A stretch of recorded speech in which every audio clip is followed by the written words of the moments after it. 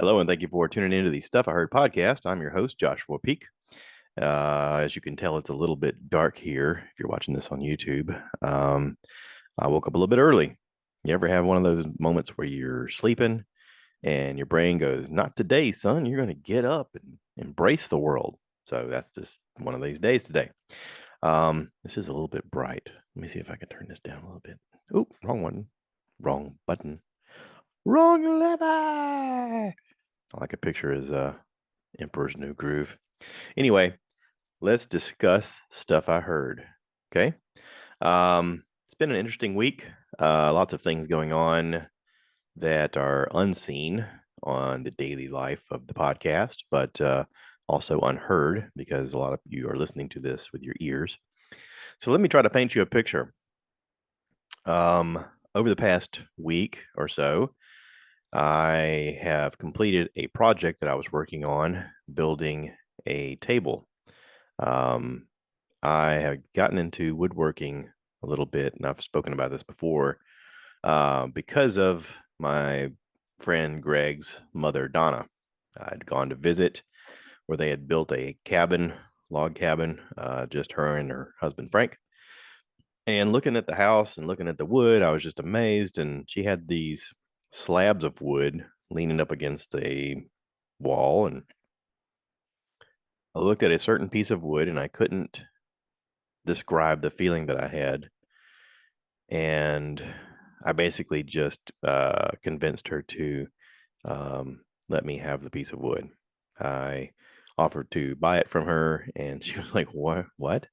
And I was like, "I can't explain it. I don't know why, but I feel like I must make a table out of that piece of wood." She was like, "Have you ever made a table before?" And I said, "No, I have not." Since then, a lot has happened. I've built many tables and many chairs, um, never knowing how to do any of this. Certainly, while trying to go online and look at research of how to properly build tables and chairs and seeing nobody doing the way I've been doing them. Um, I don't know if it's insanity or if it's genius or if it's wrong. Sometimes the best thing in life is trial and error, right? Um, Sometimes you can do a thing and then go, did I do that right? And then it turns out that you did. Sometimes you could try to do something and you go down the path and realize, oh, this was just a big mistake. Why did I do this? Um, and I've kind of lived life that way. Uh, you sort of have to, right? I mean, whether it's anything in life, if there's something that you want to achieve, you have to first try. Nothing gets done if you just sit there and think about it. You have to physically do the thing. And when I'm building these things, um, I am constantly thinking about what the wood is doing, how it feels, how it looks. There's a lot of going into the thought process of what could this be? Because sometimes I'll have an idea of something I want to build, and as I'm starting to work with the wood in front of me, the wood says, "No, I don't want to do that," and it will. I'll make an error, or I'll do something wrong. The wood itself might not withstand the limitations of what I want it to do, and I have to adjust. And then the process, sometimes I have to scrap in a whole project. I've made a YouTube video about that, trying to build a tie rack for my ties out of a piece of cedar. The first version that I built fell apart as I was building it multiple times. The second version that I built um, held up pretty good until the final steps, and then it fell apart, and and I had to repair it. And rather than give up on it, I adjusted everything that I was doing to make the tie rack as it was, and it ended up being beautiful. Um, I had watched some things about Japanese pottery, how they don't throw away broken dishes, they meld them and mend them with gold, and that the imperfections and fractures of that pottery over time makes it more beautiful because of the flaws. And because of the flaws, there's gold there. And, the same is true about people. As you're coming into contact with people, as they grow and as they learn and as they develop, you realize that there's a lot of people who just try to not make waves. And then once in a while, you come across an individual who is completely different, who you can tell has been through some things. And that's character. That character is sometimes the best parts about them. Um, when I was younger, I read a book my dad had recommended called They Whisper. And in the book, basically, it just says that it's not the things that are alike that we remember, it's the things that are different that make us remember, that make them more beautiful, that make them more special. The flaws are the things that we appreciate. Even though we don't talk about it, it's the thing we appreciate about each other. It's the thing that makes us individuals, right? It's the art, it's the beauty, it's the thing that separates, that makes it special. So, with this table that I built, I think I said something along the lines of, I like to work with cedar wood because it's very easy to work with. Um, there is a red center called the heart and a white exterior called the sapwood. The sapwood, over time, if you were to leave it alone out in the woods, worms will eventually eat all of the sapwood away, but they won't eat the heart. They'll leave the heart. When I'm building a project, oftentimes I'm building from wood that has the sapwood intact, especially if it's a larger piece of a trunk. Um, and depending upon the conditions in which it grew, you could have more sapwood than heart or more heart than sapwood. I've noticed that when I've gotten some cedar from parts of Georgia or North Carolina, where there's a higher clay content, the heart of the wood is a lot deeper and darker red from this eastern cedar that I'm getting, which is apparently an offshoot of juniper. It's what I'm reading about as I'm learning. But anyway, um, so as I'm working on this wood that I have available, and I'm starting to remove some of the sapwood to reveal the heart doesn't grow um, in a uniform way. Um, it tends to move throughout and grow in different directions based upon limbs that are there or weather conditions as it was growing. Parts of it are larger than others. Parts of it are deeper in color. And I like to expose some of that wood as much as possible because that's the part that looks beautiful. That's the part that everybody's like, "Oh my goodness, look at the colors. That's so pretty." Yeah, it is. But a lot like us, it's unpredictable and it has to be revealed. It can't be hidden all the time. But if it was just red, like if the whole thing was just a brilliant red and whatever, you wouldn't appreciate the red, right? You got to have some of that other stuff, some of that white outer layer of sapwood, um, kind of covering up parts of it to reveal the red, to make it look like a contrast, to make it look beautiful. And my wife asked me, she said, "Why don't you film yourself making this stuff?" And I told her, I said, "I can't.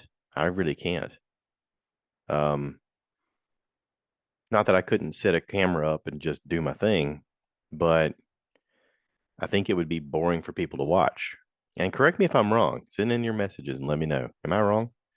But I think that having a camera on me is a long time of me studying on the wood and removing layers and making mistakes and um, doing things that most people who make things out of wood would probably look at and go, "You're an idiot. I can't believe you're doing that." Um, and there's a lot of it that I would want to explain, but if I explained it, then I'm making videos and I'm not creating a table, and I'm gonna make crappier tables because I can't use that part of my brain that creates a table to also make video, if that makes sense. Um, I just don't have that brain to do both at the same time. And maybe I'm overthinking it. Maybe maybe I do set a camera up. I don't know. But anyway, the tables ended up beautiful. Um, I'm enjoying making them. I'm enjoying making them. That's the bigger thing. When I film myself do a thing, there is more of a work ethic involved in my brain of make sure you get this angle, make sure you talk, make sure you get this in post, take some still shots here. We want to make sure we get this for that. There's a whole lot of thought process going into making a video for YouTube. When I'm building the project, there's a whole lot of thought in let's study this line, let's cut this away. What is here? As I'm removing layers, is this going to work? Am I doing this right? And I'm not concentrating on which way my body is facing the camera, which way the camera is looking at me. Is the lighting okay for you to see it? Is all this other stuff that listen, there's plenty of YouTubers out there that can do that kind of stuff and they will show you all the little pieces as they go through it. And I've done that before on, you know, mechanical things or fixing things. And sometimes it works and sometimes it doesn't. But I really feel like this thing that I'm doing, building these chairs and these tables and such, um, first off, I don't want somebody to be on there and criticize me on the thing that I'm enjoying. Because let's face it, YouTube is full of a bunch of haters. They just they just love to get on there and talk crap about what you're doing wrong. I know because I have videos since 2011 on YouTube, and most of the comments I get are, "Oh, you're so stupid. Why did you do that? Oh, you talk a lot. Why don't you just get to the point?" Oh, shut up. Just shut up. Just you're not doing the thing. And it's discouraging for younger people who want to create things because I'm sure there's people out there that um, have in their mind the idea they want to create something, but they're nervous to do so because there's a whole bunch of people that'll just get on the stupid computer and do their 2 cents worth of criticizing them and trying to pull them down. And I don't get it. I don't get it. Now, there are projects like movies and television shows that I talk about on here and things that I like and things I don't like and whatever. I mean, people's time is limited, and I figure I am uniquely in a position where I talk about this stuff on a regular basis, and I'm trying to help people find things that may help them or give them some entertainment or some joy. And so I comment on some of these things, and my goal is not to make these people get out of the business or hate the fact that they've done their job. Uh, but it's to save the rest of us some time from having to watch the stuff or spend time into it. Or maybe it's a conversation I want to have with people about, oh my goodness, I can't believe this cool project. And I wish somebody else that was into this would talk to me. My hope was to build community out of the things that I enjoy and the things that I am interested in and have people to talk to about these things. And I've been able to do that since the beginning of this podcast. I've been able to do a lot of that. I feel like it is helping. I feel like it is connecting with people. It is giving people some type of feeling of community and hope and conversation that they didn't have previously. Um, you know, I want it to grow to be more, but I don't know that I have the energy or the extra set of hands available to build the community that's needed. Um, there's a lot of other people doing the same things. I'm a big fan of comedians, and many of them have podcasts that are wildly successful, and they're able to do that with the help of a team of people that can create content on a regular basis and respond to things and create Discord channels like Time Suck. Um, and that's great. I love being a part of that too. But at the end of the day, I'm just me, and I'd only have so much energy and time and thought pathways and hands. I only got 2 hands. Um, so yeah, we do what we can, right? So anyway, I'm making tables. I said all that to say this. I'm making tables. I'm enjoying it. If you like it, that's great. I I feel weirdly peaceful when I'm making the tables. And if I'm having to make a YouTube video while I'm making the tables, I feel like I'm going to be stressed and I won't want to make tables anymore. I had people offer me money for some of the stuff I was building, some chairs, and I actually sold a couple of chairs, which helped pay for more wood and more supplies, which I'm extremely thankful for. Um, but my brain goes into hyper mode of trying to run a business and how much would it cost and how much should I charge and how much is artistic and how much is just to fill an order, and it's not enjoyable. I don't want to do that. If I happen to make some stuff just because I like making it and then it gets sold, great. That's great. Um, I would much rather that than someone request I build something for them and then I'm weirdly, as I'm building it, trying to think to myself, I wonder if they would like this. Maybe I should do that. Maybe they, because then you end up into a pattern of trying to fulfill what someone else may want or not want instead of doing the thing that I was doing before, which is listening to the wood as I start to remove layers and start to craft the thing and adjust it as I go and go, well, that didn't work. Oh, but this worked. I'm not building the tables that look like you get it at IKEA or Walmart or Ashley Furniture or anything like that. Nothing against them. This is one of a kind things. I've had tables in the past where my wife or someone around me has mentioned, why don't you just buy the legs and put them on? Why don't you just do the top and put on this metal bottom? Well, because that that number one, the metal is expensive, and I don't have that kind of money. Number two, if I build the legs are part of the piece, and the legs sometimes are unique in the way they're built, and sometimes they're the part that you notice the most. I always think about the tree of life and how, in the painting of the tree of life, it shows the trunk being, steady and strong like a trunk of a tree is, and then you have the branches that go out above, but you also have the roots, and you get to see where the roots spread and how they spread out just as far as the branches. And it's the roots that really make the tree strong. Well, the same goes true with a table or chairs. It's the things that are underneath that you take for granted sometimes, which actually have the real appeal of what makes them different. I mean, you think about it. A table is just a top, right? It's just a piece, just a flat piece. A chair has a flat piece with a piece on the back for your back. Okay.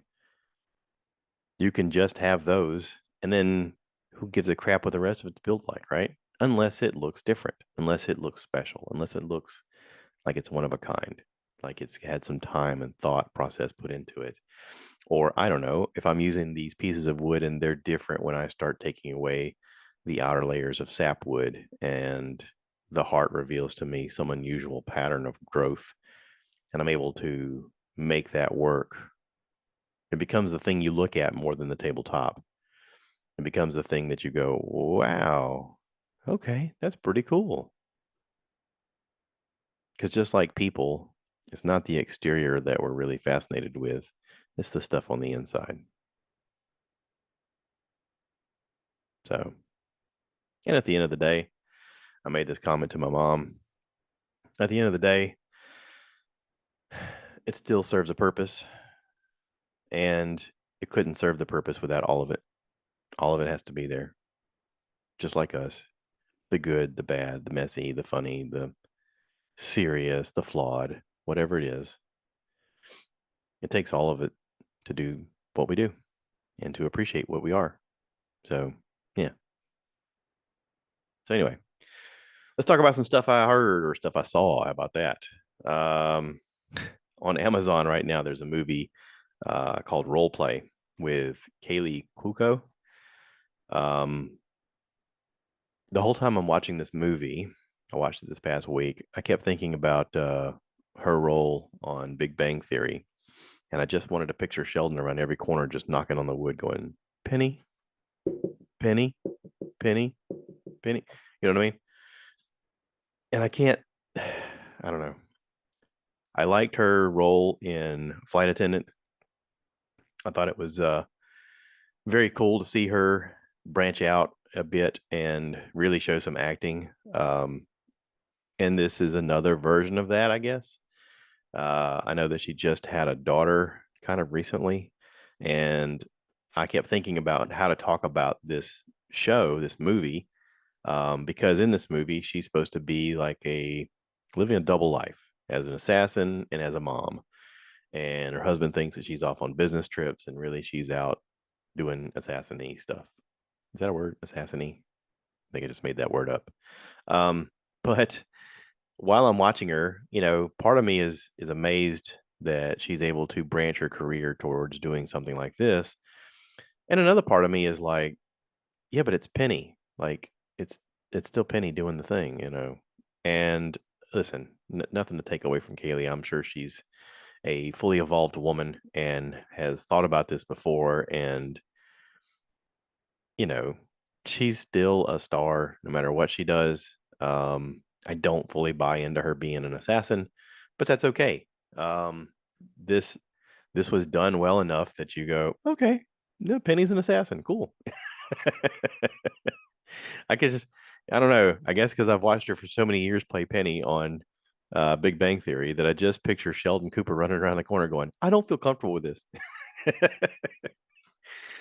But yeah, it's good. It's good.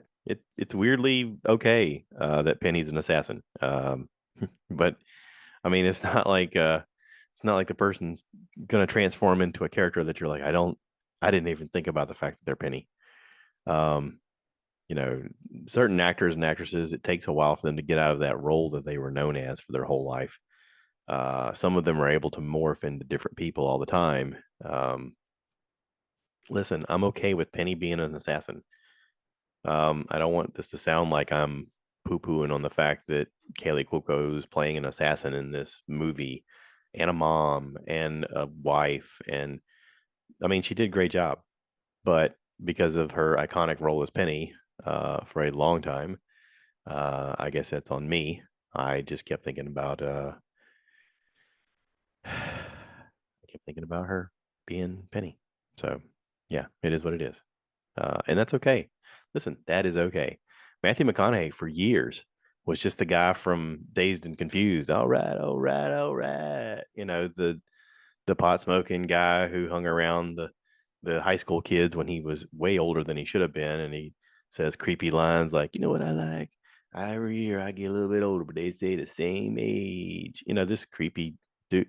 Anyway, but then fast forward, Matthew McConaughey gets into the time period where he starts having kids and he gets to be a really serious actor and does things like True Detective and Dallas Buyers Club. And in both incidents, you stop thinking about him as Matthew McConaughey, Mr. All right. And he's good. In Mud, he's good. Um, he hit a stride there where you stop thinking about, hey, I'm watching Matthew McConaughey do this thing. And you buy into them being that character. That's the moments that they win awards. I don't know if Kaylee will ever get to that point. She won't with this character, um, but I mean, you got to take chances. You got to try, and she's trying. So it's cool. It's worth watching. It's decent. I mean, it's if you like watching a cool assassin movie where someone's trying to do a double life thing, and eventually they have to tell all their secrets and figure out how to overcome the odds, and then it's fine. You'll like it. I liked it. Um, then there was a movie that was highly touted as being the coolest thing ever, man. It's the new Star Wars movie called The Creator. Okay. And I'm sure you've seen ads for it because they really wanted people to go to the theater to see it. There was a lot of money thrown into go see this, go see this, go see this. Okay. So I watched it. It's on Hulu. The Creator. The Creator. First off, weird title. Um, not the best title. Um, the rundown for the creator. Here, let me find the overview because I kind of wanted you to hear this part. This is the rundown for the creator. As a future war between human race and artificial intelligence rages on, an ex Special Forces agent Joshua, hey, that's me, uh, not really, is recruited to hunt down and kill the creator, the elusive architect of the advanced AI. The creator has developed a mysterious weapon that has the power to end war uh, and all of mankind. As Joshua and his team of elite operatives venture into enemy occupied territory, they soon discover that the world ending weapon is actually an AI in the form of a young child. Aww. Aww. So they spent $80 million making this. Apparently, it was in the box office and it made 104 million, so it barely made money, but it made money all the same. Um, Here's what I enjoyed about the creator.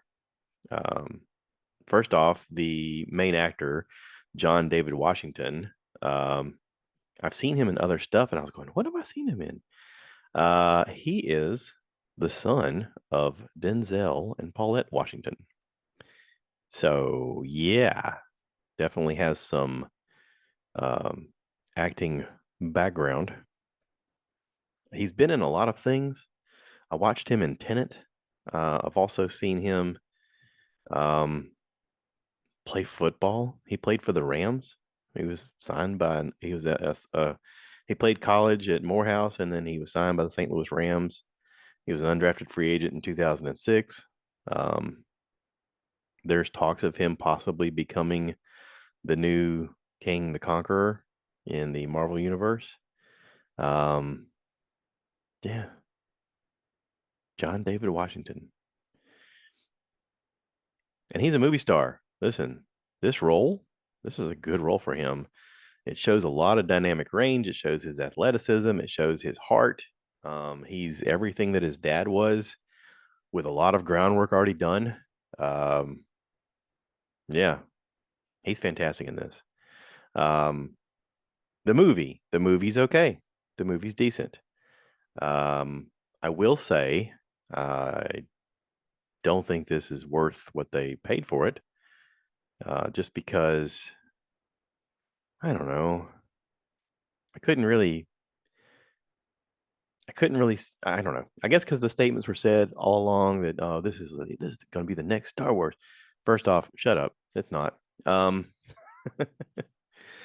I like the futuristic look on AI and how it's going to affect the world and how we as people are known for our false flag events to create war for no reason other than to create war because war is big business. That's the undertone of the whole thing, and that's very true. There's a lot of actors in this that you're going to recognize. One guy I was really surprised to see was country music star Sturgill Simpson. I didn't know he acted, but yeah, there he is on the screen. How about that?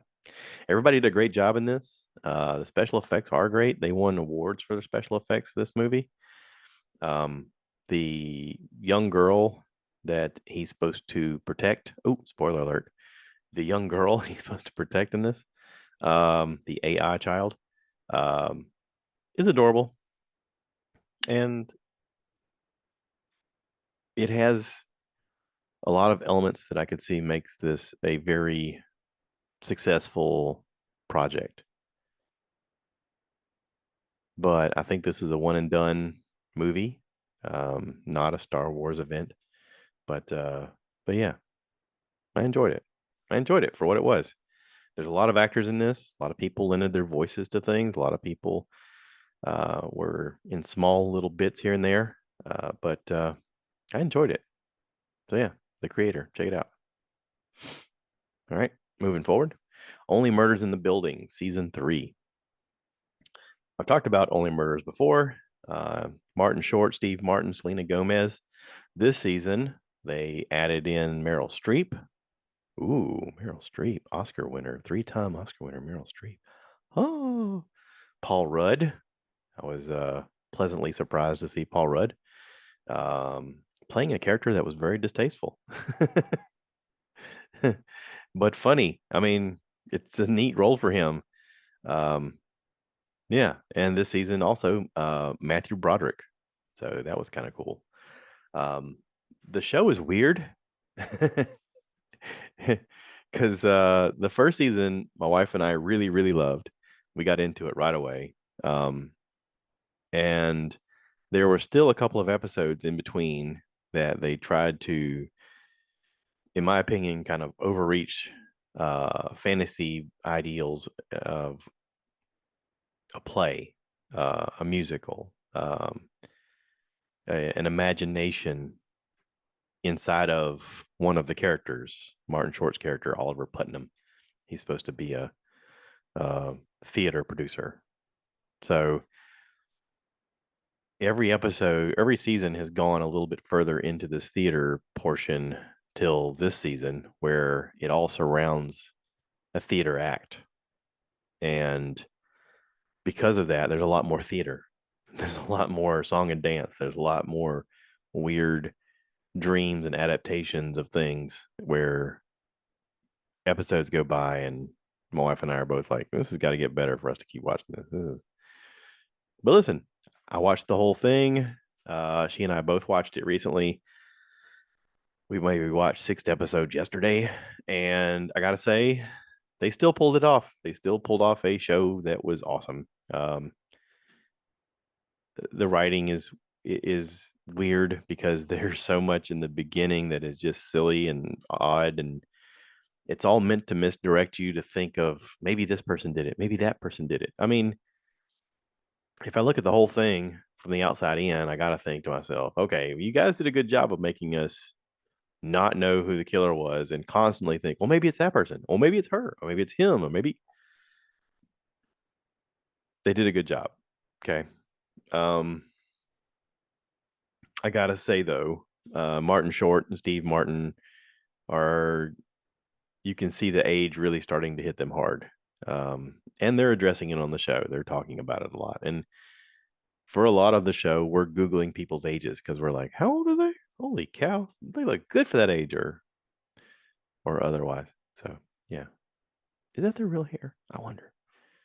A lot of that conversation going on, but yeah, only murders in the building. And my wife made a comment. She goes, "How did Selena Gomez get hooked up with these two guys to do this show? Were they just like that close of buddies? They're like, we got a project, we're gonna do it." I don't know, but yeah, because of the success of the show and I guess because of the tie-in with New York and with Tina Fey and with Steve Martin and Martin Short being such juggernauts and Selena Gomez, doing a little bit of everything with music and television and everything else. It's sort of a project that now people are like, I want to be on, I want to be on, I want to be on. So I guess they can make it a little bit cheaper because people want to be on it. I don't know if that's real, but I'm open to it. So anyway, Only Murders in the Building, season 3. I'm sure there'll be a season 4. They've already set up the premise. So we'll see. I did have to Google Matthew Broderick's name because I was like, how do you spell Matthew? Because people spell it with sometimes with 2 T's. Some people spell it without an A. I don't know. Listen, I work in a job where I see a lot of names come through my desk, and I'm amazed at how people spell Jonathan 40 different ways. So I had to look up Matthew. Anyway, enough of that. Enough of this. Go on with your day. Thanks for listening. Thanks for watching. I appreciate everything about this. I'm thankful to be able to do it. I know that for some of you, this is entertainment. For some of you, this is a job. For some of you, this is. I tell my wife, I was like, "You're really my executive producer. I don't think you fully understand the fact that you kind of help craft this, even though you're not here with me most of the time." She does, and she listens to every episode, and I thank her. And my mother, of course, who can't not listen.